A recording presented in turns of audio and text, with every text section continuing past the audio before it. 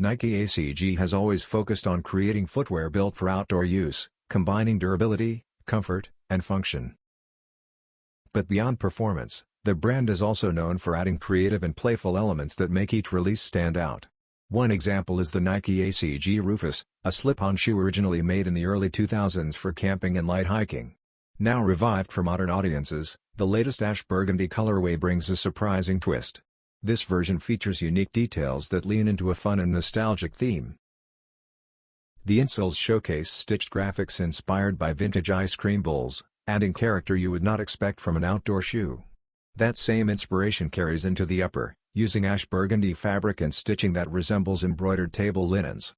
While Nike has not confirmed an official release date, the pair is expected to arrive sometime in spring 2026.